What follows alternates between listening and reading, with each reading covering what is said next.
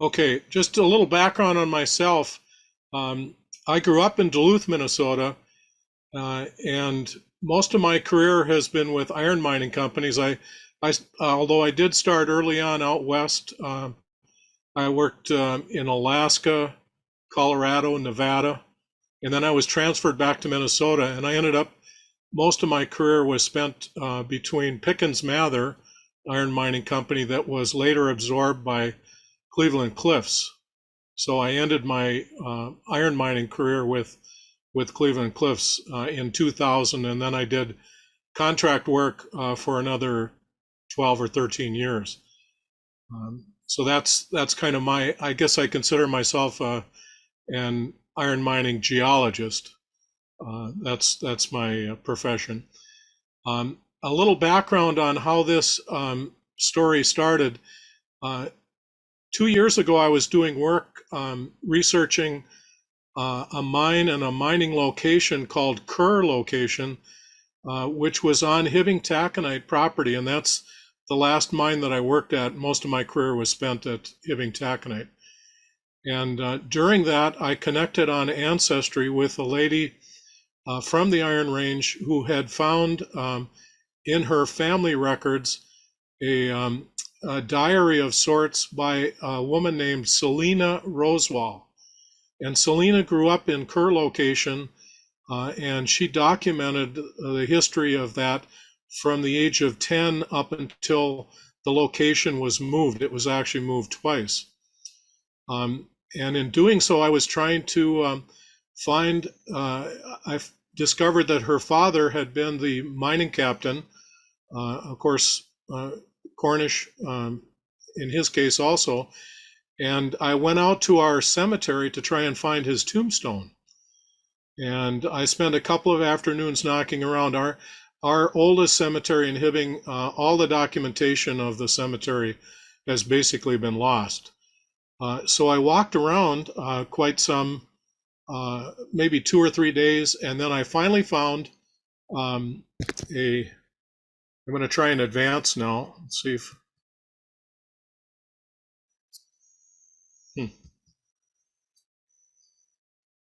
Barbara, the slide is not advancing for me. Let me see. Maybe I didn't have my pointer on it. So out in the old North Hibbing Cemetery, after 3 days of searching, I was just happy as all get out to find this Rosewall tombstone. Everyone can see the tombstone here? So we know the slides are advancing? They are advancing. Okay. And I was happy for about 15 minutes until I uncovered the footstone over here, which says John T. So this was behind the monument itself. And as you can see, I've cleared it off a little bit. But it turned out not to be Edwin James, who I was looking for. It turned out to be John Thomas Rosewall. That got me started looking at the history of John Thomas. And of course, the whole story begins down in Cornwall. And I guess just for a size relegation here, Cornwall is 5 Cornwalls would fit in St. Louis County, which is where John Thomas Rosewall ended up his career. So there's a difference in size, but basically this is where everything began for him. And specifically, he was born in St. Ives up here. And when I started researching where he came from, I discovered there's a hill over here called Rosewall Hill, and also a mine on top of that hill, a tin mine. And searching back, I found a notation saying that the oldest reference to the family name Rosewall was somewhere around 1362. And I believe the Rosewall farm, is at the base of the hill, kind of somewhere here between St. Ives and Rosewall Hill proper. This is from a book that I found on the migration of the Cornish all over the world, but specifically to mining camps in the United States. And it's a little bit of an awkward diagram or a confusing one, but basically what it shows from about 1840 to 1940, a 100-year span, they lost population in Cornwall. And these are people, you can see the quote from the book below: "The only solution to widespread unemployment and human misery that resulted from the closing of mine after mine was emigration." So there was a long period of time, and there's a lot of statistics that come with that. And a lot of this is repetitious, but just so you get a feel for the size of the migration. In 1850, there were about 20,000 Cornish miners, and I'm including men and women, the women being ball maidens that worked on the surface. And that same year, there was about 340 mines in Cornwall, tin and copper for the most part. And by the way, if those of you that are watching that probably know more about this than I do, I'd be happy on any information, corrections on what I have, or more information towards this subject. And in 1862, there were 50,000 Cornish miners, so it was increasing. Again, men and women. And then from 1860 to 1900, that 40-year period, 4 decades, Cornwall lost 10% of their Cornish men and women per decade, basically due to, I knew this little baby would show up here. Let me just cancel that. To overseas discoveries of tin and copper that lowered the price, and also the potato famine, 1850 and that period of time. And by 1888, 1/3 of the Cornish miners had left.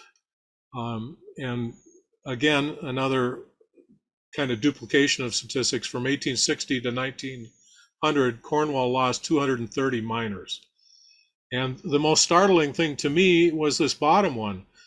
Worldwide, there are 6 million people of Cornish descent, with only 10% remaining in Cornwall. So you can see that the push was to leave the country and continue on to better places.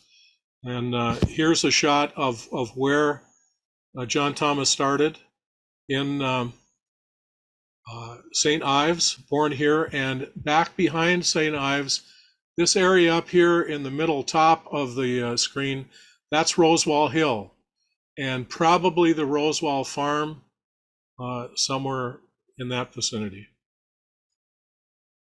Now, looking from the top of Rosewall Hill, or from the hill itself, down to St. Ives,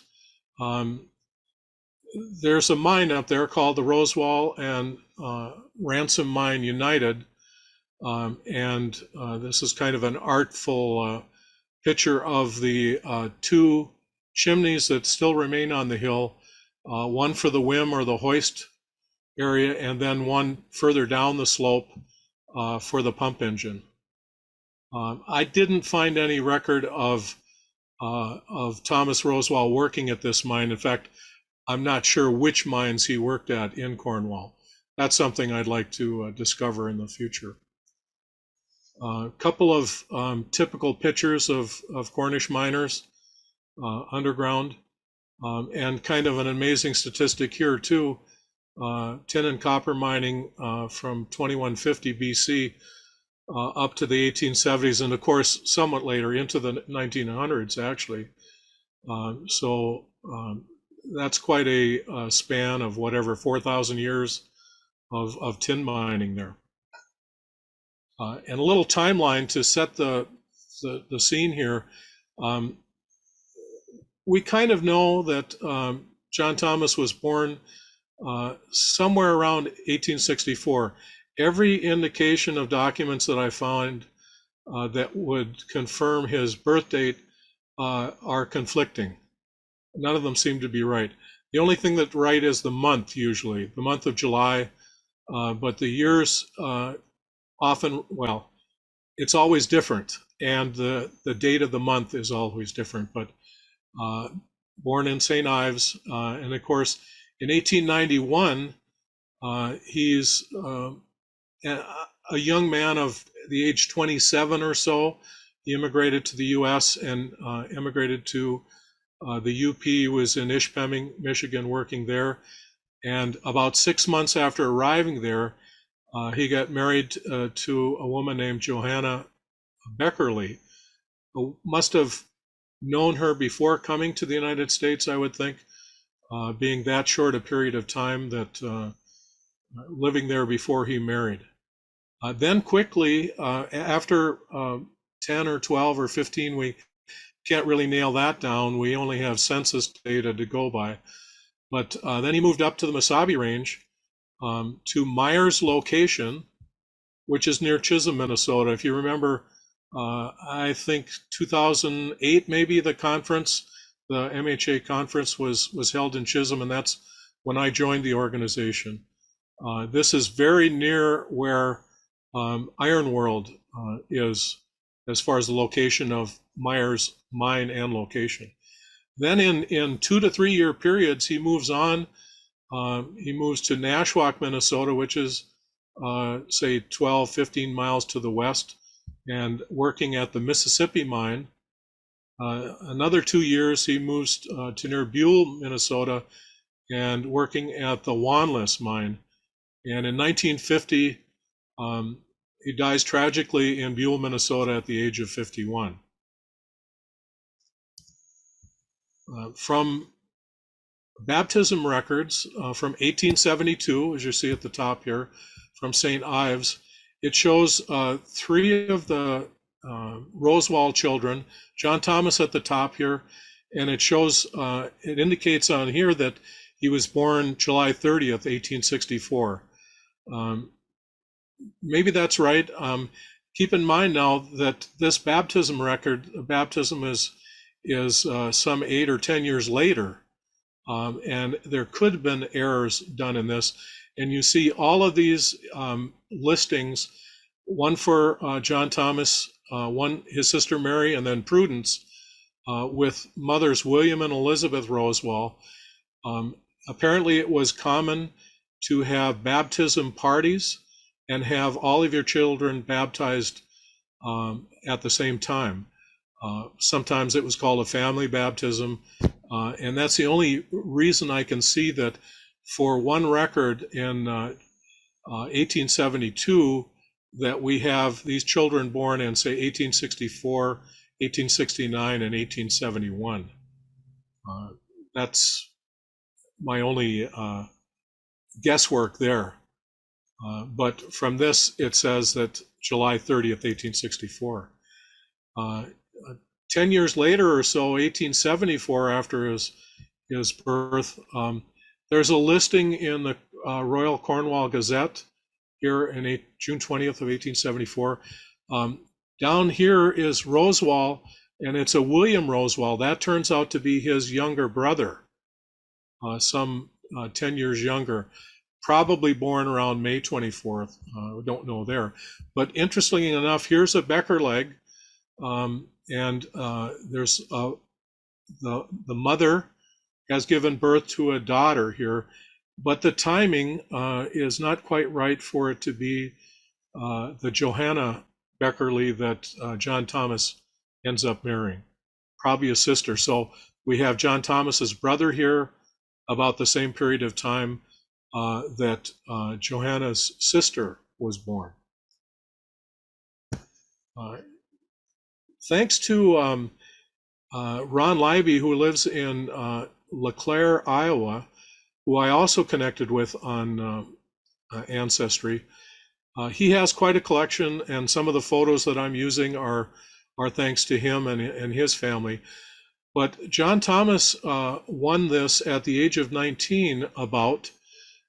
He won a trophy. It's very there's quite a long history, and they're still doing it, of open water swims, usually a mile in length. And this is done in St. Ives, out in the waters. Must be pretty cold. In 1883, he took first place. And this little this little note to the left, Collier was a famous distance swimmer in England in the 1880s. And it was so popular that he was able to earn in the neighborhood of 20,000 pounds a year in today's monies as an open water swimmer. So I think this is quite an accomplishment for John Thomas. So he's a pretty healthy guy, apparently.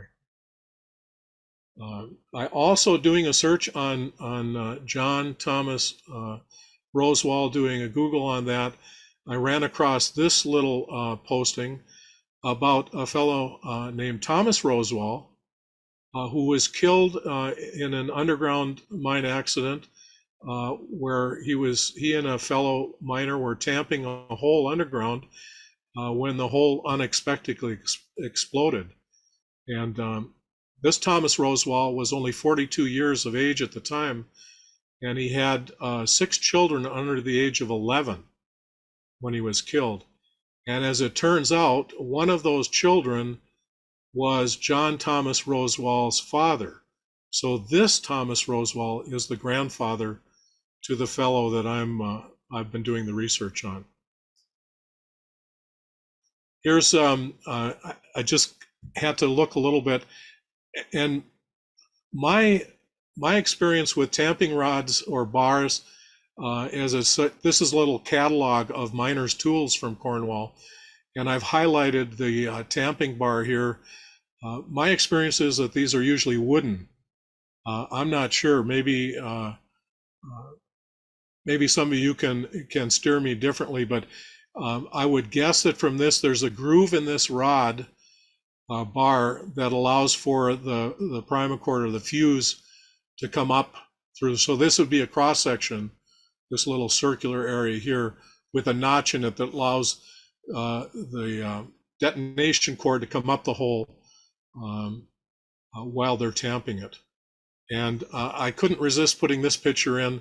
These are the ball maidens. Ball is the Cornish word for mine, or one of the Cornish words for mine.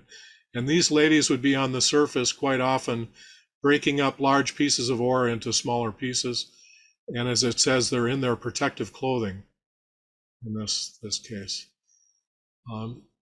So the immigration that's coming to the United States, of course, it's worldwide, but a lot of it is to the United States. In the 1830s, the earliest migration was down to southern Wisconsin in the lead district down there. So many of those are Cornish towns, Mineral Point, etc. And of course, somewhat later, up in the UP of Michigan and copper, and in the iron district across northern Michigan. It's kind of interesting here. It turns out that this, Mark probably knows this, this little fellow in the official seal of the state of Wisconsin, this is a Cornish miner. It was so important to the history of Wisconsin that sailing and navigation and the Cornish miners were put on the state seal. Found that to be quite interesting. And to get these miners to come over here and throughout the world, they published these immigration recruitment posters. Here's one to Australia and a couple to California. Make note of this one for the gold rush to California in 1849. Very hard for you to see this, I know, but it says here from New York to California, and it shows the city of New York and going out through the west with a Conestoga wagon. And there's a fellow here marching across a swamp or walking across a swamp with a alligator there. And then, of course, the four-masted schooner going across. And then at the very bottom of the poster, it says, getting there is half the fun. Probably not, especially to those people that died on those voyages. And I don't mean to make light of it, but I doubt if getting there was half the fun. You could even see in the prices of onboard fare from Liverpool to New York City was 12 pounds in 1816. It cuts in half by 1843 and a half again by 1846. So here's the listing on the passenger manifest for the ocean liner SS St. Paul in March of 1891. Here's John Thomas Rosewall, age 31 years and 7 months. Should be more like 27 years of age. I'm not sure if there was an advantage to misstating your age, or maybe it's just an out-and-out mistake, and it shows him as a minor here, of course. And that same year, about 6 months later, that was in March, here in September, line number 268 on the Michigan marriage record for 1891 shows John Thomas Rosewall here, living in Ishpeming from England, and hard to read again, Johanna Beckerleg, living in Marquette, and of course from England also. And again, the Libby family had some nice photos. Here's his wife. The date of the photo is about 1916, so this was actually after he had passed away. But very nice looking woman. His son, William John, served in World War I, came back and ended up in the Chicago area. When he was younger, before he went off to World War I, he was an underground mine surveyor. And then their other child, the youngest, is Marion Rosewall here.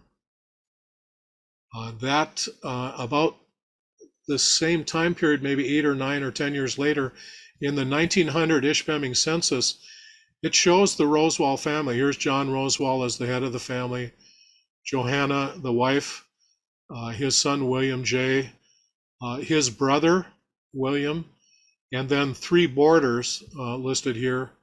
Of course, we all know, we're all familiar that many of these mining homes would take on boarders for extra income. Not uncommon. And lucky to have a picture of where they lived on Oak Street in Ishpeming. I don't believe these houses still exist. I haven't been there in person. I've done some Google Earth photos. I can't seem to find these. But this fellow here leaning against the fence, that's John Thomas. To the left of him is his brother-in-law, who also was living with him at the time, and his sister, the son William, his wife here, and Marion, the young one, and John's brother, William, over here to the right, just kind of out of view. And when living in Ishpeming, most of what I could find was that he was working at the Lake Angeline mine, which when it says Lake Angeline, of course, the mine is underneath the body of the lake. And here's an interesting picture. This is actually a postcard showing a steam engine mounted for a pump to dewater Lake Angeline with a trestle running to shore like a sluice, kind of going there. And this photo from underground at the Lake Angeline mine, I don't know, I've heard of double jacking, which I think is basically 2 people, one turning the drill steel, would be this fellow, and the other fellow swinging the sledge. Whether this is triple jacking or not, I'm not sure, but here's another fellow with a jackhammer, and it looks like they're taking turns, swinging underhand up, drilling into the roof of this area. And of course, the footing is all perfectly solid here, standing on boards that are propped up with logs. And this fellow holding the drill steel is actually standing on the edge of a square beam, on the corner of a square beam. That looks pretty deadly to me. Then, 10 years later in the 1910 census, the Rosewall family shows up at Myers location outside of Chisholm, Minnesota. Father, mother, the son, and the youngest daughter, and another cousin, Tom. And interestingly enough, the fellow's tombstone that I was actually looking for shows up here in this census, living in the house next door, and his name is Edwin James Rosewall with his family. He had 6 children, or 6 in the family, I think. And Selena was his daughter who wrote the diary on Kerr location, which is really captivating. 20 or 25 pages typewritten. At Myers location, he worked at the Myers mine. Just some statistics just to give you an idea. It operated from 1905 to 1918, so pretty short-lived, and operated by the Oliver Iron Mining Company. And this is one of their old maps from 1909. And the Hibbing Historical Society has a large collection of photos from the mining years. And this is one that I found. It was just marked Myers Location Gardens. Maybe one of these in the background is the Myers Mine. I'm not sure which. These, someone might help me out here, but these look like potatoes, and this looks more like a farm than a garden. But that's quite extensive. And gardening, of course, in mining locations was a necessary enjoyment, I think. Now, 2 years later, again, he moves over to Keewatin, and he shows up in the city directory. John Thomas Rosewall here, mine captain at the Mississippi mine. No address, but living in Keewatin. And you make note here, there's some Rosewalls above. I was kind of surprised to find as many as 6 in city directories of Rosewall families. And of course, a lot of them are working in mining. This George is a magazine man at the Dale and Uno, and there's James E. Rosewall is general captain at the Herald mine. And if you go through this list, you see Irishmen that are police officers in Keewatin, bartenders, and all types of people, engineers working at mines, brakemen here. Everyone was related to the mining industry somehow then. Here's 5 minutes, Henry. Okay, here's the Mississippi mine where he worked. Just a postcard of what that looks like. And just to show you the difference between mining locations, this is a far much rougher looking location, which is near where he lived when he was working at the Wanless mine. Here's a little diagram of an early 1928 map, and then later the DNR Minerals in Minnesota put together underground mining maps from all of the historical data they have, and have digitized all of that, so you can see where the underground mining has progressed. Here again, another diagram of the mine. The Wanless was one of 300 mines that Oliver Mining Company ran across the Mesabi Range. And here's a photo, again from the Libby family, of John Thomas at the head frame of the Wanless mine from around 1912. He was to die only 3 years later. Here's the report of that death in the Department of Labor statistics. The mining department issues, they were jacking up the posts to reset the cap at the top. And while they were doing that, there was a cave-in that knocked the jack out, and then the timber came down and killed John Rosewall. And how could I be so lucky as to find some video security footage from the Wanless mine underground? I'm kidding, of course. But this fellow looks like John Thomas, and it was one of these caps that came down and killed him. Statistics were broken out as to it, Wanless mine, cave-in English, and that he was a mining boss there.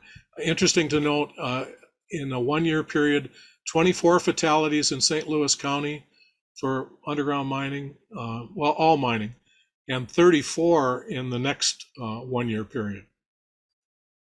And here's a copy of his death certificate, dying in April 15th, 1915. Accidental death due to cave-in at an underground mine, it reads here. Fractured skull and strangulation was the cause of death. And EJ, Edwin James, signs the death certificate. So he's a cousin to John Thomas and still there.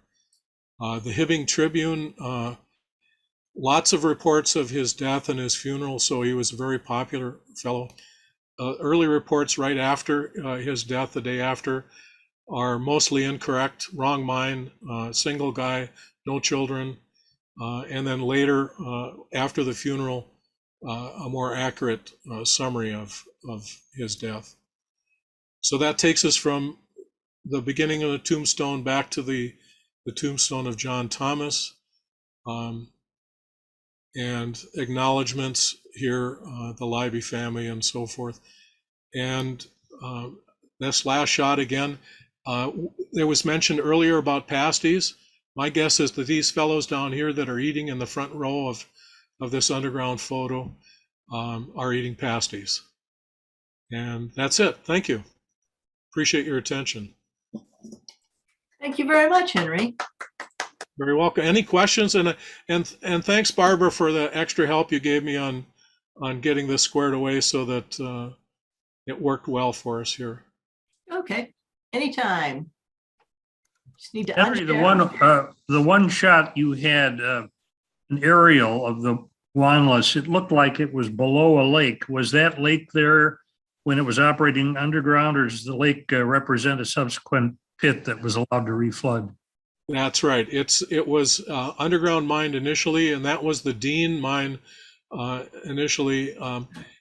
Underground mining on the Mesabi Range was very short-lived because the ground conditions were horrible. And it was a mining method of top-level caving where you start below the body and allow it to collapse down and bring in the top surface, causes these lakes or pits, and we have many of them across the Mesabi. So no, that wasn't a natural lake in that case, like the Lake Angeline. That was a cave-in that was filled with groundwater and rainwater. Thank you. You're welcome. Good question. Yeah, I suspected as much, but Yeah. Henry, this is Jack Crawford. I grew up Yeah. in Superior, Wisconsin, and I was wondering if in your time in Hibbing, did you know Bob Buck or Dick Smith with Hannah? Dick Smith, yes. But what was the first name? Bob Buck, he was Hannah's chief engineer in Minnesota. Yeah, no, I don't know that name. Yeah. Yeah, and I grew up in Duluth. Duluth was my hometown. Actually, I forgot to mention that my other interest in this research is that I was, I'm Welsh myself. So I was, my parents were Danish, and I was actually born in Wales, as my parents were immigrating to the United States. So I have a little bit of a connection there, I guess. Well, the reason part of it is my father was with Northwestern Hannah Fuel Company, and they had two docks there on Garfield Avenue. Yes. Yeah, and I remember I know of some inference to Hannah Fuel. Yeah. I've got a question for the presenter. Sure. What is an iron geologist doing in Nevada? Well, that was prior to my iron career. Oh, I was okay. actually, but I was hired by an iron mining company. Pickens Mather at the time had some land concessions in Australia and were planning some base metals exploration in the Western US. And as that was happening, I had been hired to work at a mercury mine in Alaska for them. That was another story. It was a presentation that I gave at one of the events. So my first career was working up at a place called Cinnabar Creek in southwestern Alaska. But it was later that I was actually transferred back to Minnesota and ended up in Hibbing And having grown up in Duluth, I had never been to Hibbing, so it was roundabout.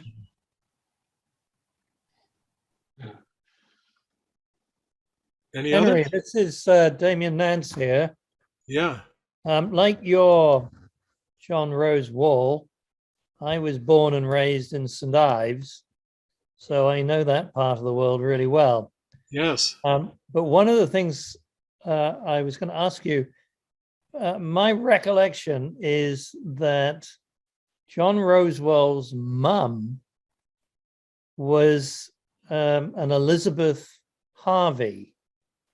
Yeah, I think that's right. And Harvey, of course, is a huge name in Cornwall in terms of mining technology, and they had a huge foundry in Hale, which is only about 3 miles from St. Ives. And I was wondering whether you had looked into Elizabeth Harvey's history at all, and whether she might be related to the Harveys of Hale. Yeah, I haven't done that, Damien. I just, you get so far and then you move on to the next one. But anything, I keep opening up the doors here. I did even find information. We're traveling for the winter, and we're down in Alabama right now. And I've been finding some things just recently between the time that Barbara and I connected a few days ago and today. So maybe I'll have to follow up on Elizabeth and see if she is that Harvey. It'd be interesting to find out. I've no idea whether they're connected or not, but it seems likely that they would be. I would think so. And apparently you'd be familiar with Rosewall Hill. Absolutely. In fact, if am I allowed to share my screen for a second? Well, Is that possible? Yes, you are. Hang on just a second. Let's see whether I can do this. Henry, thank you for an excellent presentation. I really enjoyed it. Thank you. I appreciate that. Thanks. And if anyone can help me out, the research never stops. I just kind of go in a different direction. Well, we'll say, Henry, if you need any assistance, then feel free to ask this guy who's local to Cornwall to see what we can come up with for you. Okay, thank you. Yeah, I'm not able to share my screen. It says it's disabled. I'm sorry.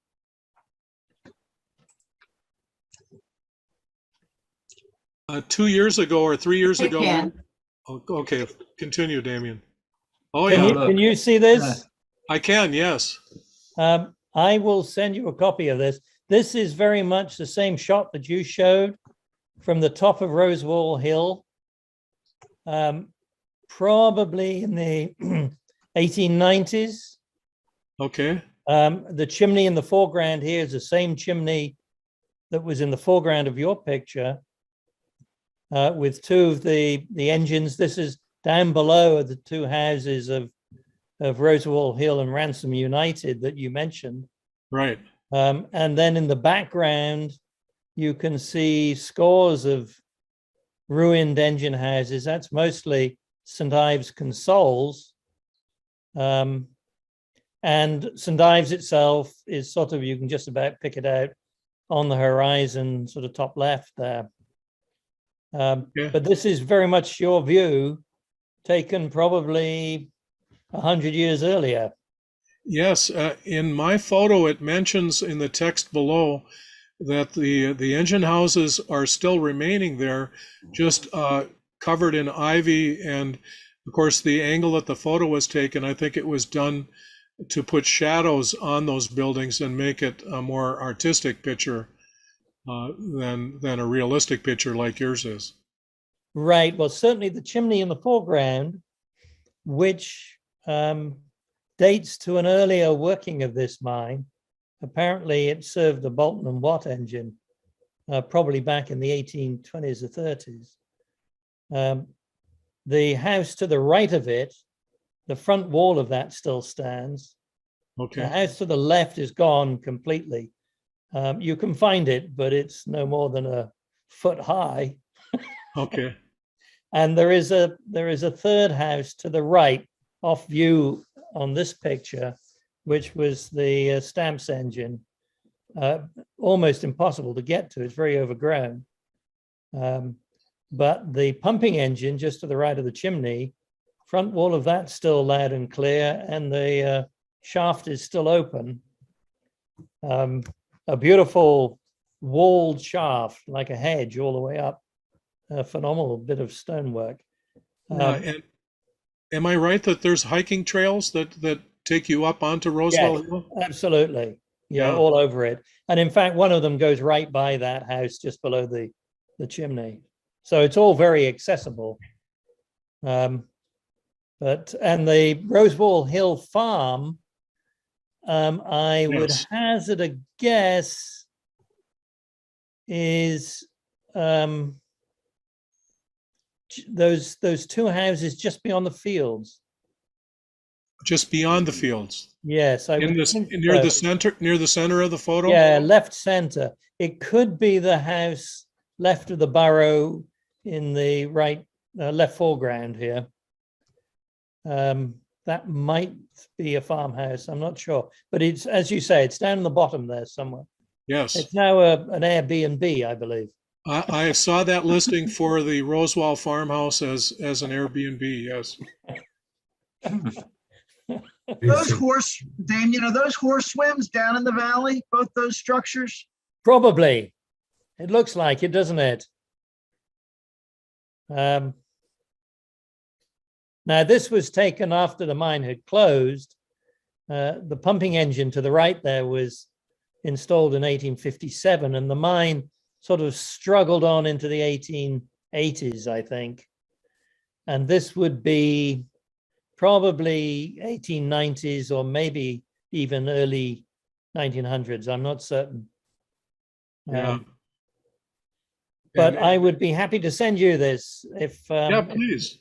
if Please, you could give me an email address or I something. sure can. The directory that came out, I have a copy of that. I'm assuming you're in there, Damien, and I will, I'll connect you to my email address. Okay, yeah, give me a holler and I send it to you. And it'd be nice if I could make contact maybe with whatever, if there's a Rosewall family still existing that would have interest, maybe in this, because a PowerPoint like this I could certainly pass on to any family members over there that would have interest. I wouldn't be at all surprised. I went to school with a Rosewall. I don't know if it's the same family, but I'm sure there's still Rosewalls in St. Ives. But it's been quite a while since I lived there. Okay. Yeah. But anyway, that was a fantastic talk. Thanks. Well, you're welcome. I appreciate the comments. The building that was below the, what you called the shaft tower, Mhm.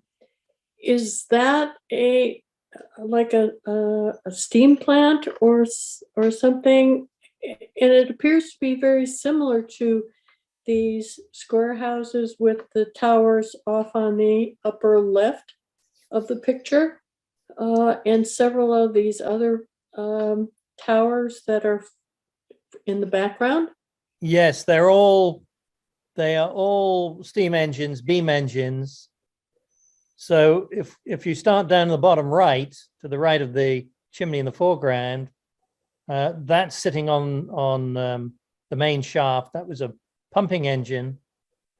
The one to the left of the chimney was a winding engine, probably wound, well, almost certainly wound from the same shaft that the pumping engine was sat at. But I wouldn't be surprised if it didn't wind from the shaft down the bottom there too. It looks as if it's sort of directed towards that.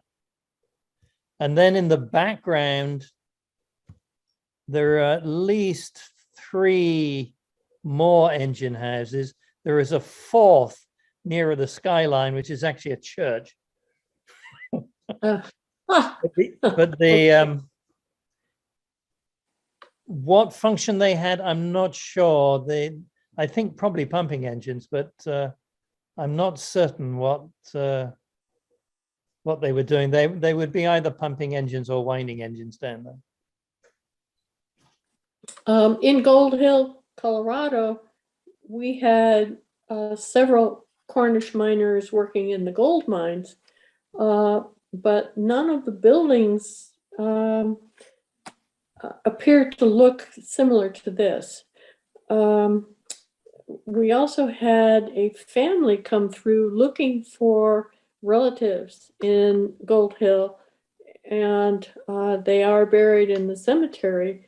And I wasn't present at the time that the Cornish people came through town, but they spent several days then in Boulder and were back and forth with observing the mines and the cemetery and the documents that we had in Gold Hill on their family. And so they were very pleased to find very similar information as to what you were able to find.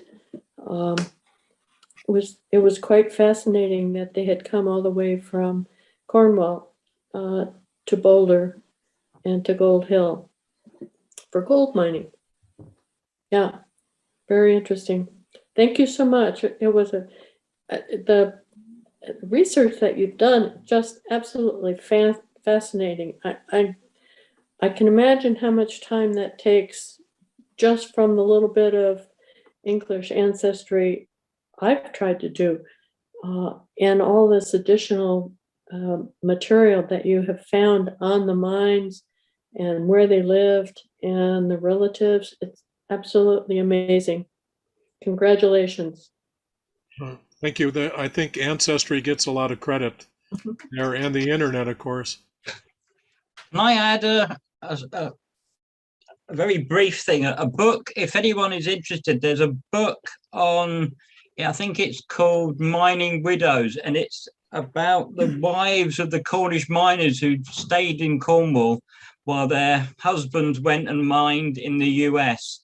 And you find that some of them, one of the stories, I went to a talk similar to tonight where we were given about an hour on stories of one of the wives who stayed home. She then traveled on her own to New York and then traveled for a considerable distance to somewhere like in Nevada or Idaho or somewhere to a mining camp to be with her husband. And then when she became pregnant, she decided then that she would travel all the way back to Cornwall on her own, so her children or the child could be born back in the homeland, so to speak. And once it was old enough to travel, then, at the age of about, a month and a half or 2 months, she then made the trek all the way back out again. And this happened in one of the cases. I think it happened more than once, so all her children were born in Cornwall, although she lived most of the time in the US. Fascinating. Yeah. Wow. We had a interesting widow story at the Silver Hill mine in North Carolina. The one of the guys that was a miner there, a Cornishman, later moved on to the gold mines down around Charlotte, North Carolina, near where the Reed Gold Mine Museum is now. But in any case, he left his wife behind in Cornwall, but then found an American wife. And it was very interesting because he paid for his son by the Cornish wife to come to the U.S., got him a great job in New York City. But then when he died, apparently some of this was not well documented, but in any case, his American wife lost out in the lawsuit, and the wife back in Cornwall, who had basically been abandoned, got all his estate.